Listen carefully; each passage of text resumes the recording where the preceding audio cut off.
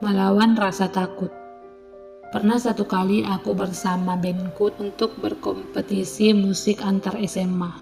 Dan sebagai gitaris, aku membuat band kami gagal lanjut ke babak berikutnya karena aku salah injak efek gitar. Ning!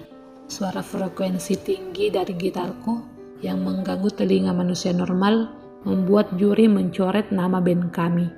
Dari sana, karena perasaan bersalah pada teman-teman bandku, aku tidak berambisi lagi bermain musik, kecuali untuk sekadar bermain gitar di dalam kamar.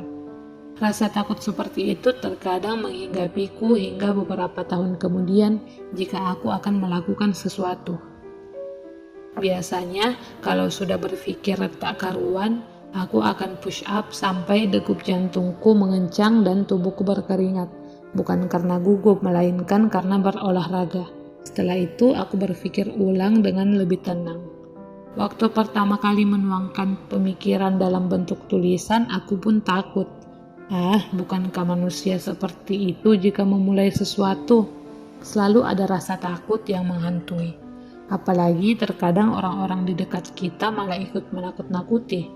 Dan orang-orang yang membenci kita malah mendoakan agar kita jatuh. Rasa takut ini diperparah oleh kritik pedas orang-orang terhadap apa yang kita lakukan. Kita pun berpikir untuk mundur karena merasa tidak punya talenta. Tunggu dulu. Beberapa orang memang diberkahi dengan talenta. Tanpa perlu berusaha keras, mereka seakan memiliki kemampuan yang datang dengan sendirinya untuk berkreasi. Apakah orang-orang seperti itu adalah orang-orang beruntung? Tidak juga. Orang-orang yang diberkahi dengan talenta itu mirip dengan orang-orang yang diberkahi dengan kekayaan turunan.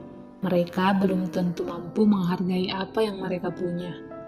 Sebaliknya, orang-orang yang tidak begitu berbakat tetapi memiliki keinginan besar untuk sukses di bidang yang mereka cintai, biasanya akan lebih gigih berusaha.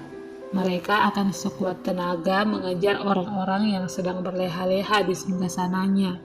Makanya, aku selalu percaya orang-orang sukses di dunia ini bukanlah orang-orang yang berbakat, melainkan orang-orang yang berjuang tanpa kenal menyerah. Sebetulnya, kalau dirimu sedang takut, tidak perlu push up sepertiku. Cukup telaah ulang.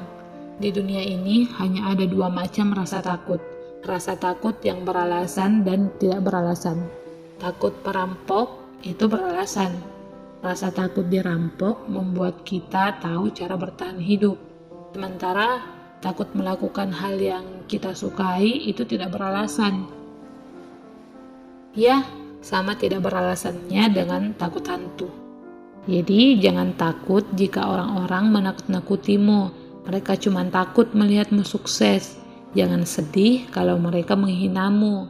Mereka cuma sedang mendefinisikan diri mereka sendiri.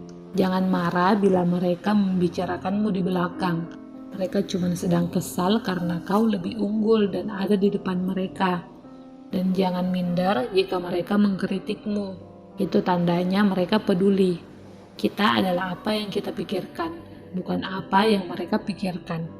Kita adalah apa yang kita inginkan, bukan apa yang mereka inginkan. Tak usah berhenti melangkah. Jatuh dan terluka itu hal biasa. Semua akan menang pada waktunya. Suar seakan lupa dengan rasa lemas tubuhnya akibat flu. Hatinya tertohok. Kata siapa yang harus melupakan cita-citanya? Siapa yang melarangnya mengejar mimpi-mimpinya? Yang jelas, sang ayah tidak pernah melakukannya. Suar sendirilah yang memutuskannya. Terdorong oleh kondisi ayahnya yang sakit. Saat ini ada sebentuk pemikiran baru dalam benak Suar. Ia memutuskan selama orang tuanya masih ada bersamanya, bukan hanya nafkah yang harus ia beri, tapi juga sebuah perasaan bangga. Ia harus membuat orang tuanya bangga karena telah menyekolahkannya ke jenjang tertinggi, karena telah membuatnya sukses di bidang yang selama ini ia impikan. Suar meletakkan buku di sampingnya, lalu segera meraih ponsel yang berada tidak jauh darinya. Ia memegang erat ponsel, memejamkan mata, komat kamit membaca doa. sebelum akhirnya menelpon ibu. Ia berniat mengutarakan rencana yang selama ini kerap muncul dalam kepalanya. Namun, saat nada sambung terdengar, Suar kembali mematikan telepon. Mungkin lebih baik kukatakan langsung saja, ucap nyalinya yang mendadak menciut. Suar melemparkan ponselnya ke atas ranjang, lalu beranjak mengisi baterai kamera di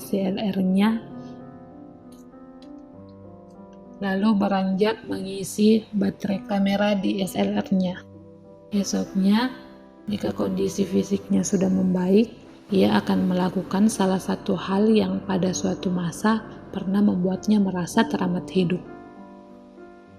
Rintik mengetuk kaca jendela kamar Suar. Sudah 2 jam berlalu, tetapi hujan belum juga mereda. Sebuah suara milik penghuni kosan yang lain terdengar di luar kamar, menggerutu kesal karena mesti terlambat pergi ke undangan pernikahan gara-gara hujan. Sementara Suar lebih memilih untuk memandangi jendela, menikmati denting hujan dengan satu album milik Bon Iver. Flu yang sedari kemarin menyergapnya perlahan hilang dalam sesapan secangkir teh hangat beraroma melati. Begitu pula rasa sakit hatinya. Ada yang bilang kenangan selalu datang bersama dengan genangan air hujan. Namun Suar tidak sepakat, karena perlahan kenangan tentang Ricky bisa diingatnya tanpa rasa sakit. Menghargai hal-hal kecil adalah kuncinya. Andai saja mereka mau mendengar dengan seksama. Bahkan rinai hujan pun memiliki ramah, pikirnya. Kalau ia masih Suar yang dulu, mungkin reaksinya terhadap hujan akan sama seperti teman kosnya yang lain.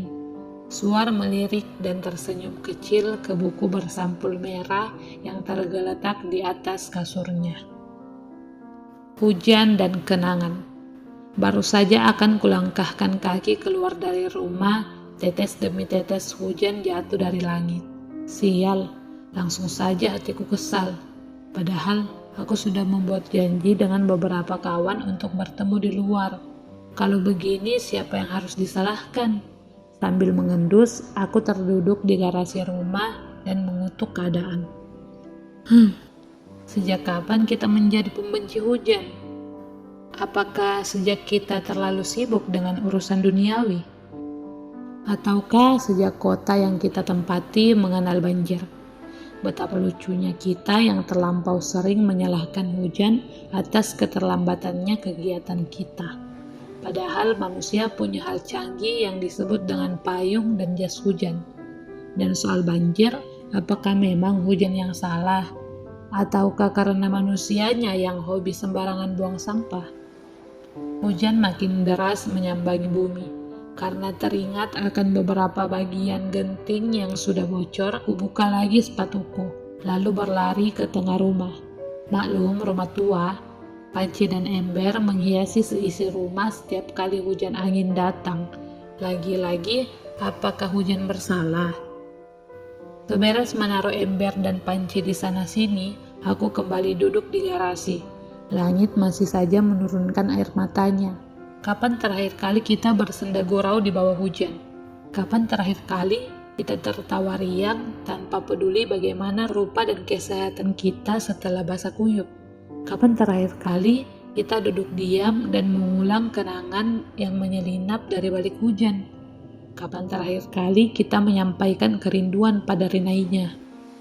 Hujan pun tidak turun dengan maksud yang buruk.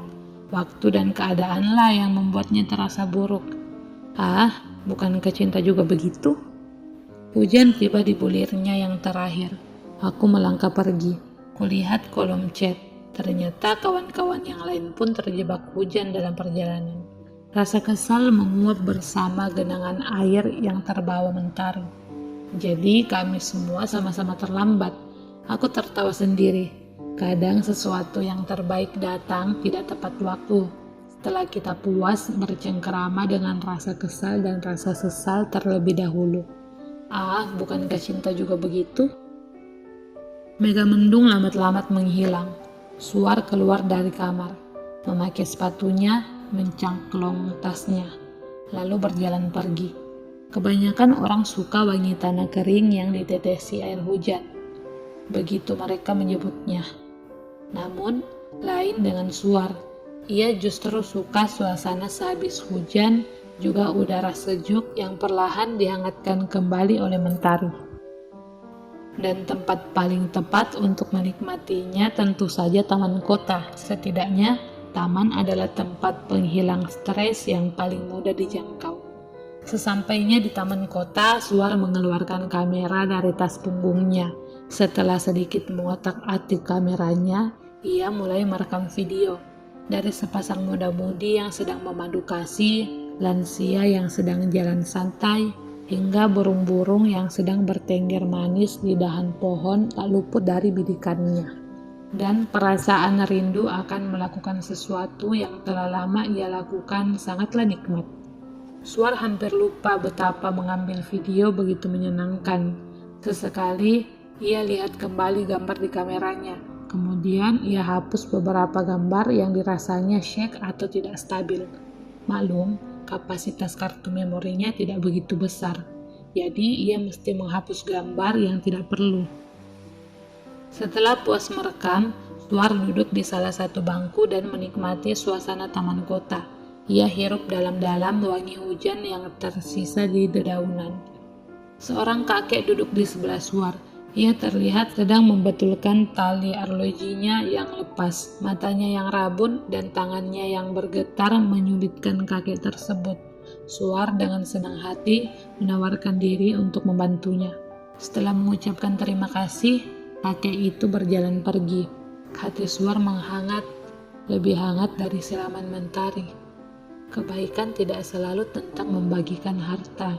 Aku seringkali lupa bahwa kita bisa menjadi pembawa kebaikan kecil setiap harinya. Karena merasa sudah cukup mendapatkan video untuk nanti diedit, Suar mengeluarkan buku bersampul merah dari dalam tasnya. Beberapa tulisan ada yang ia baca ulang dengan lebih perlahan. Jika di awal-awal ia mengatur mode pemikirannya ke arah mencari petunjuk, kini mode tersebut ia ubah menjadi mencari inspirasi. Dan ketika kini pemikirannya menjadi lebih terbuka, kata demi kata yang tertulis di dalam buku semakin terasa sebagai dorongan.